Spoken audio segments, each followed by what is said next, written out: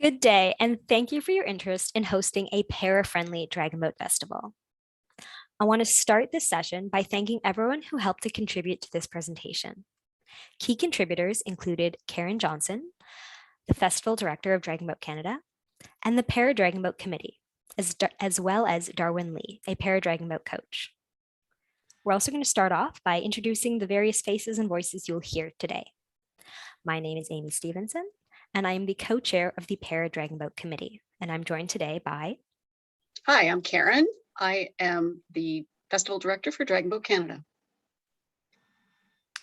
And I'm Darwin. I coached a para team, and we were at the first international event, 2014 in Ravenna for Worlds in the Adaptive Division.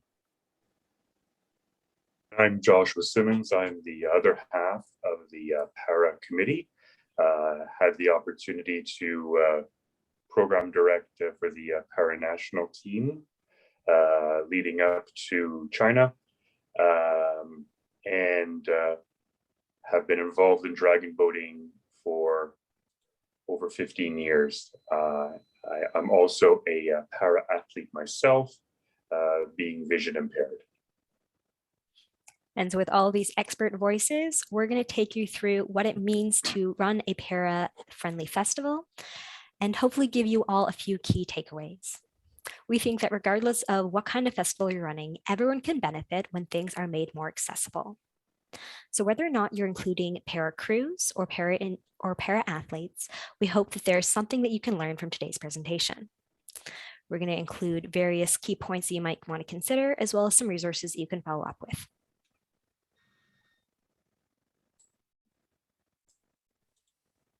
One of the first questions you might be asking is, why should we get para-athletes at Dragonboat festivals?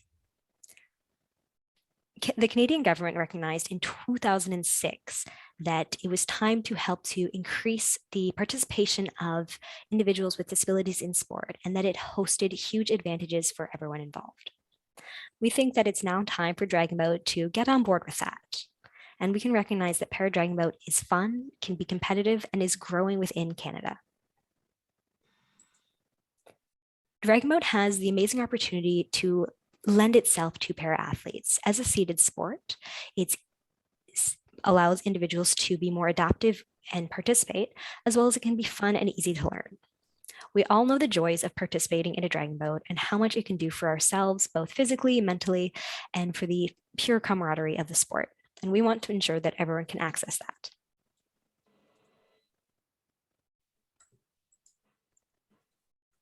And so when you start to consider what para-athletes at your Dragonboat Festival might look like, we need to consider the impact that that can have on them as well as everyone else at the regatta. And so one of the key points is being inclusive, and being inclusive can look like different things. I'm going to ask Joshua, as a para-athlete and as someone who has led para teams, what does inclusivity at a regatta mean to you? It's a great question. Inclusivity, I guess, means a lot of things to a lot of different people. But as you say, for me, I think a lot of it has to do with patience and understanding. I think I've always appreciated people coming to me, saying who they are, and just by mentioning their name, and if there's anything they could do for you, rather than trying to figure out something that you think you might need. So I think accessibility has always kind of been an engagement of a kind gesture to want to help, and being mindful of where I'm coming from to express my needs as best as I can. Thanks for that. And while I haven't coached a para crew, I have coached individual para athletes. And I recognize that while I've coached individual athletes, they don't always necessarily identify as para, even though I know that they might be getting into the boat with a disability. I think that can be helpful to recognize that crews might not come in saying, I'm a para crew and I want this accessibility. Or individual athletes might not vocalize their needs, which is why it can be so helpful to see the broad implications of having a more accessible regatta. Darwin, what points do you have on what it means to have para athletes at a Dragonboat regatta?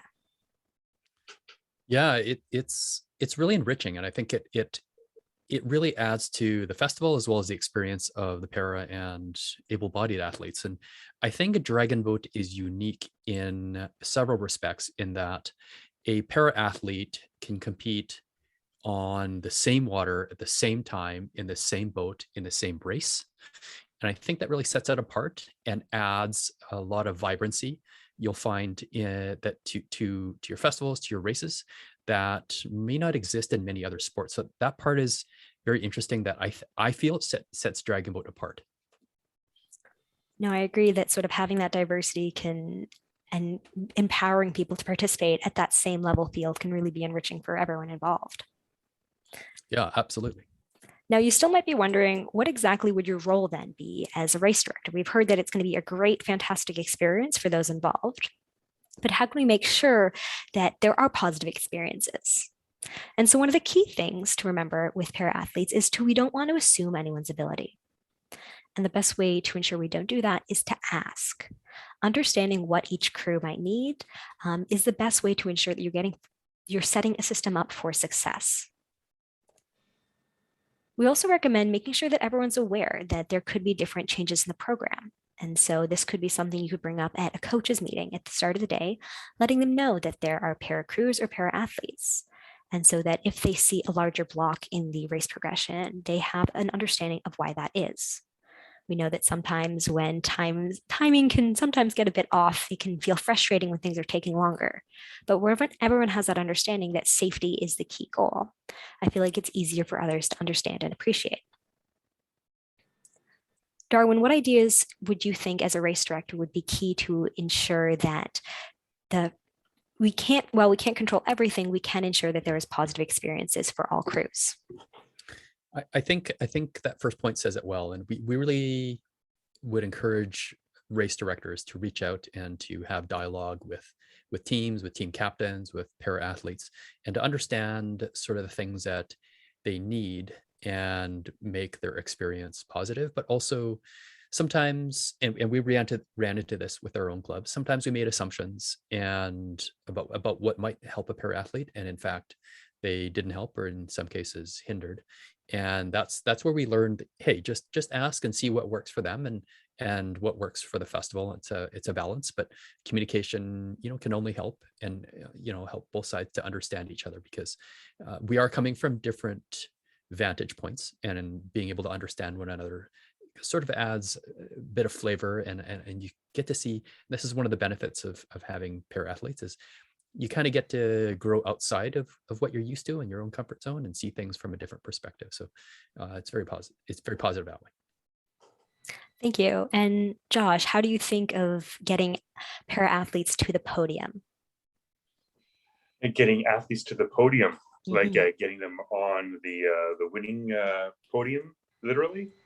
I mean, literally, or around? just giving them the opportunity to get to race for it. Oh, I was, as Darwin was speaking, I was reminded that many para athletes, knowing where the podium is, literally, and where everything is ahead of time, goes a real long way in helping people for accessibility.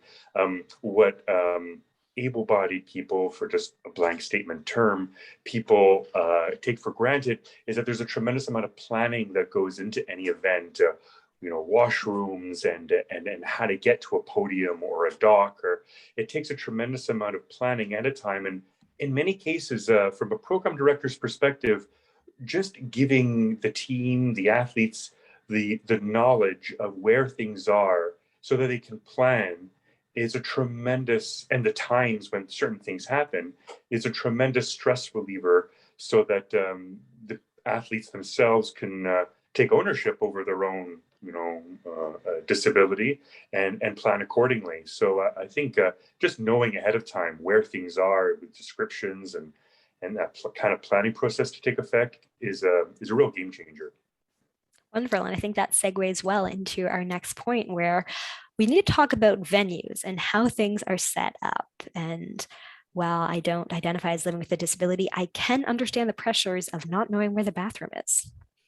And so having that information ahead of time can definitely be key. And that is one of our key points when we are looking at the venue, making sure that people have the information that they need, and maybe even more information than we think they might need, to that way people aren't left wondering or asking. And so other things to note that can be particularly important for para athletes is recognizing tripping hazards and seeing what really is the layout of your venue, and maybe trying to take a walkthrough with that understanding. We can also consider, when we're doing that setup and that layout, thinking about maybe offering priority tent setup for crews that may have difficulties navigating very complex and potentially mangled marshalling areas, or when there's sort of the village of tents. And being proactive, and as the point there says, being creative and asking questions. Josh, you just did expand quite a lot on sort of the importance of having that information ahead of time. Can you think of any other practical tips for even the setup of the venue that can help to ensure that it is accessible? Yeah, I guess just the pavement of knowing certain slopes, gravel. If it starts to rain, things get muddy. Accessible docks. How to ensure the life jackets can be taken and returned, and the marshalling area itself. Yeah, just the terrain can be a real thing for people, and making sure you have if at all possible, having those tents of where those teams are as close as possible to a major intersection, whether it be if it's the marshalling area, all the better. If a team really would want to try and be towards a washroom or changing area, or near the parking, those are things to be considered. So, in accessibility in the real sense of the term would be things that come to mind. That's a really good point, highlighting the weather, because sometimes things can be laid out perfectly and then it starts to rain and we start to go to plan B, and considering, is plan B accessible, and what would those changes mean for athletes, and are they aware of those potential changes? Mm-hmm. Darwin, can you think of any other things, venues that you've seen go really right to help support crews? I think so. First, I'll say that tent pegs have caused a few issues for us in the past, and taking a step back and explaining sort of the layout as a whole, and where certain things are for those who might have visual issues, and that goes a long way. And then sort of explaining to people that what a person who might be visually impaired needs, just is it their elbow, is it just talking them through sort of a layout that goes, those kinds of things go a long way. And for those of us that are sighted, as I was unused to working with VI athletes at the beginning, just being told, if you just give me your elbow or your shoulder and I'll be able to follow you, those kinds of things, so that I knew that dialogue really helped. Mm-hmm. And that actually goes into our next point of, we can think about maybe offering a guided walking tour of the site so that crews can become familiar. And this might be done the day before when it's not as busy, or even in the morning when people are sort of getting set up so they can establish themselves in space. Another thing that can be helpful is being able to provide a good planning map. So this is an example of a regatta layout that helps to really give people information ahead of time. They could see this maybe on the website or in the package sent out to crews and get a sense of where things might be. And trying to include this level of detail or greater can be really helpful to set crews up for success.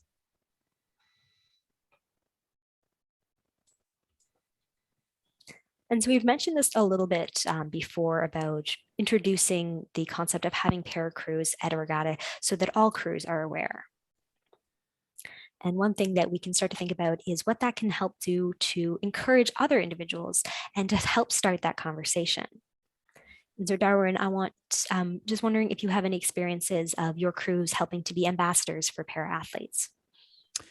Yeah, I can think of a few examples, and one of them would be just being present in the captain's meetings and asking, even having the space for a captain of a para team or a para athlete to be able to participate, ask questions. It helps others to understand that things are a little bit different with para athletes, those kinds of things. And what we've enjoyed in the past, that's very good, is just other teams approaching us and getting to know us a little bit better. And we had one crew that was really awesome that actually passed a hat around, and as headed towards Worlds, actually did a collection of fund and helped us to get there. So that was really awesome. But those are the kind of interactions, just getting to know each other, reaching out both ways, and getting to know one another, as fellow athletes and competitors.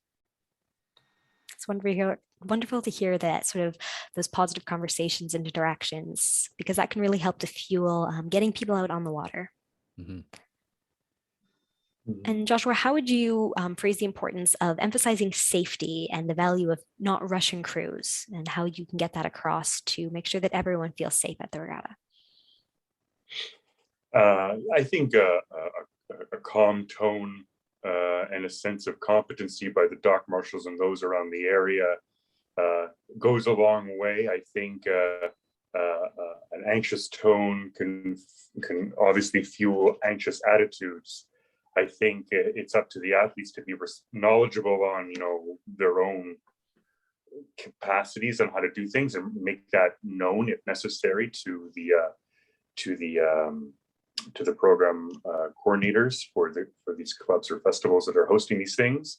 But I think a sense of preparedness, and that's communicated to the officials ahead of time and reiterated once the boats are being loaded, can go a long way. I feel it important to mention, I know this wasn't part of your question, Amy, but if those that are listening, that are taking the time to get to this point in the video, this is a lot of work, it seems, to kind of put in for a population that seems a bit much. And it might be, to start with, but these things do take getting used to. But I could speak from a para athlete that those with disabilities often have a hard time finding a venue that can be accessible, and they're very loyal patrons. They sometimes come with funding, and they do like to find a venue that accommodates, and they become regulars. In a COVID-19 world where it's difficult to perhaps get back on your feet, if you set the ball in motion with this type of population, you could almost be assured they're going to be coming back on a regular basis, which just makes good financial sense, as well as providing a quality event. Anyway, I just felt important to mention that as I was listening. It's always great to give those sort of key incentives and the value that really it can have. Absolutely. And so as we work our way through the day, we've considered sort of the venue as a whole, and we're going to take a special moment to consider the marshalling space, as this can be a fraught time for athletes. And so some of the basic questions that we've already reiterated: is this space accessible? You may also want to consider, is there places where an individual could put a prosthetic or an assistive device if they're not going to use it while paddling, but do take it down to marshalling with them? You can also consider if there's a safe space. We know marshalling can be kind of loud and a busy place. So do you have a space where someone could go if they need a bit of a reprieve, if they might be having any sort of a response to the environment? And we have mentioned the tent pegs, and this is definitely a big one in marshalling. And then ensuring that there is clear signage to make sure people can get to marshalling. We've mentioned the importance of navigation and having that clear layout. And then once again, recognizing that what will change if it rains, because it always does. And does that mean the docks will get slippery? And is that something that you're prepared for? Or do you have sort of ways to mitigate the impact of that? And when we're considering the physical space, we can see some things, and we also want to consider the feel that marshalling can create, avoiding, again, that sense of rushing or trying to make people feel as though they have to move at a pace that they're not comfortable with. You can also consider other things, like if you have an individual that knows how to sign in marshalling so that everyone can fully understand the directions, and allowing support persons to accompany people in marshalling. Darwin and Josh, are there any other thoughts that you would like to add to how to set up marshaling in a successful and accessible way? The only one that comes to mind initially is having clear signage where things are or are not, having arrows on keeping the flow of things. I've seen many times at any given festival, people going in the same entrance area where they're supposed to have just, we should be going out a certain other area, having a flow of traffic, so to speak, Mhm. and keeping the docks clear of impediments, of paddles and life jackets and stuff. Those are the two big ones that come to mind. I mean, I feel like everyone will enjoy their regatta more if there's a natural flow and there's clear Yeah. signage. Sure. And again, raising that value that accessibility is great for everyone. I've been to regattas where I've exited and definitely found myself in the wrong place, or walked out and realized I still had a life jacket or a paddle that wasn't mine because it wasn't clear how to return it.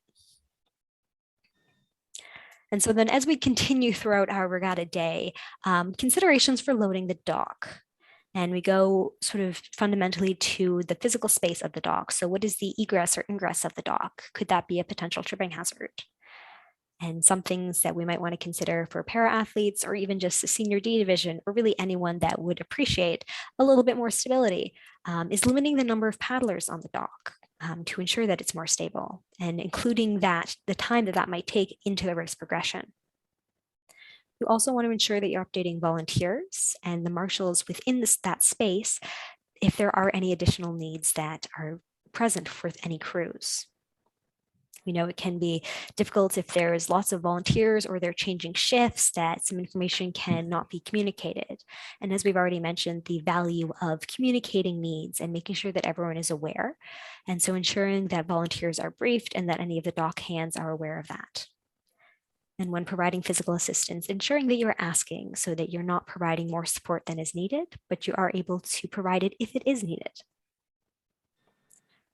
Darwin, do you have any other thoughts for making sure the marshalling area is friendly and welcoming?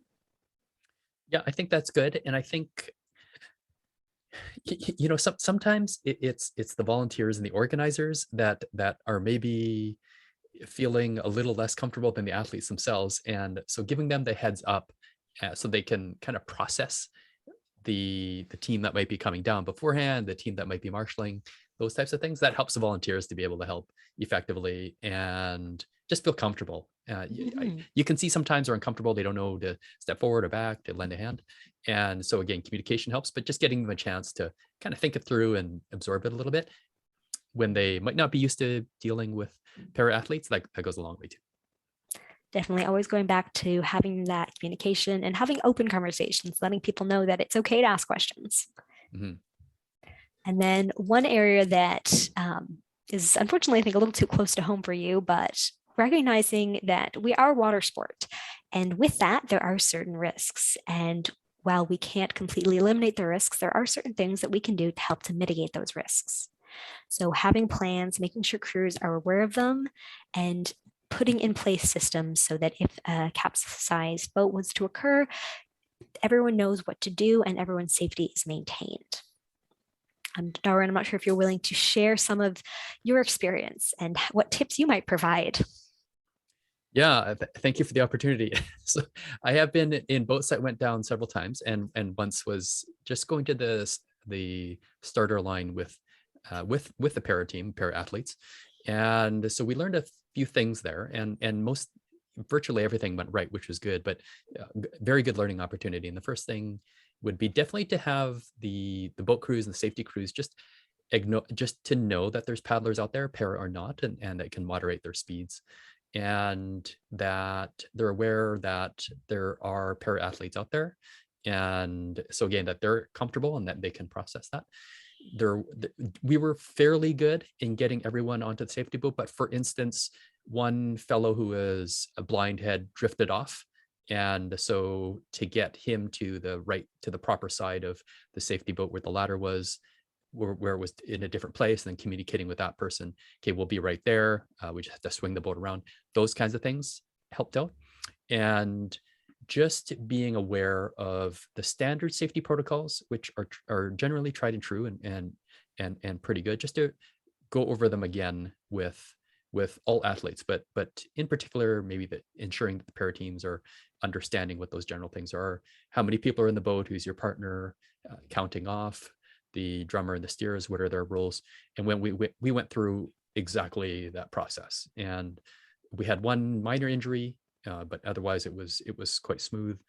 But at the time, it's quite chaotic, and the weather was a little bit cold and a little bit rough. And so knowing those things really helped to settle everyone down. You just relied on your system, and another team came by, did a secondary count for us. And so those things went well, but having those systems and that understanding in place, and having the safety crew, the safety boat, and the dock crew just aware, went a long way. And I think, yeah, having those plans can be vital. And again, not even in pair crews, but having been stern at community regattas where it's a different crew every race, and they've had maybe 3 practices in a dragon boat, Yeah, well said. knowing the confidence that that boat is going to rock, and having the confidence as a stern that they know how to handle that situation, and saying, all right, say hi to your partner, make sure you know this person, they're your buddy. And it can be quick, but making sure that you have those in place, because it can really make a big difference. At the time, it definitely kept us safe. So I totally am with you on that one. Darwin endorsed. And so as we continue about some of the other aspects of the regatta, these are not necessarily the ones we think are the most fun. But again, having information ahead of time can really improve the experience for really all athletes. So when we're considering the transportation to and from a regatta, it's definitely not everyone's favorite part, because you've got a lot of questions. Where is parking going to be? How far am I going to have to walk with a tent? Can I bring a wagon? And these are questions that I've asked myself, and can be ever more important if someone is a para athlete. And so giving that information ahead of time can improve the experience for everyone. One thing to note is, if you do know that you don't have a lot of parking nearby, it can be potentially something that you can look into is providing shuttles, or providing a designated drop-off area that really every athlete can benefit from, to ensure that they can get to the site with as little trouble as possible. You might also want to consider, if you're hosting a regatta where lots of crews are coming from out of town, letting them know about what are the public transit options, and considering looking into any accessible transit options, or maybe even if Uber or taxis are available in that area.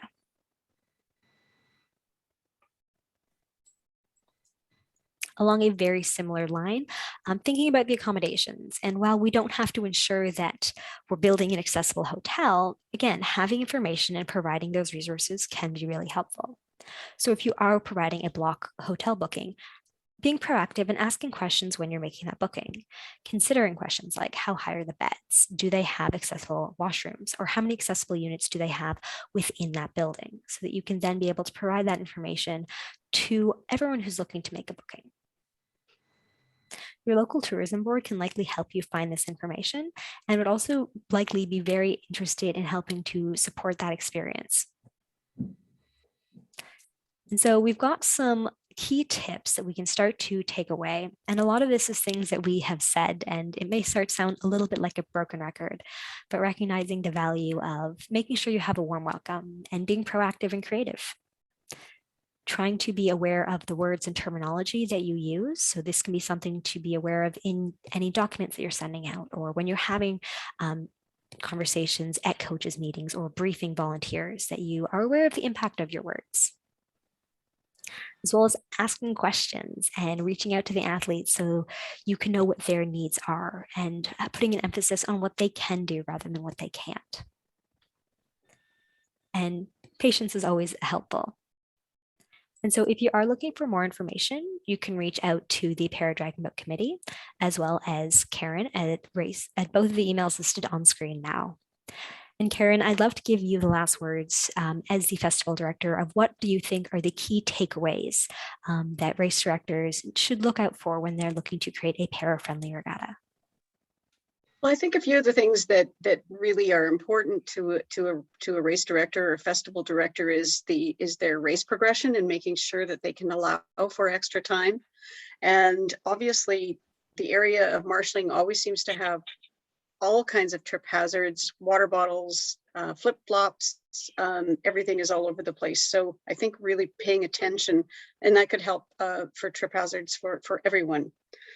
And another big one is just sharing the awareness of what is going on at your festival to everyone, not just other crews, but also your volunteers and your festival organizers, and really pay attention to what you've got out on your website, in your social media, and make sure that you're sharing everything. And I really wanted to thank all of you for your insight and your experiences in helping us as festival directors, making this a much more inclusive space for everyone. Thank you to everyone who's taking an interest and watching this video. I hope everyone has a great time on the water. Paddles up. Thank you. Have fun, everybody.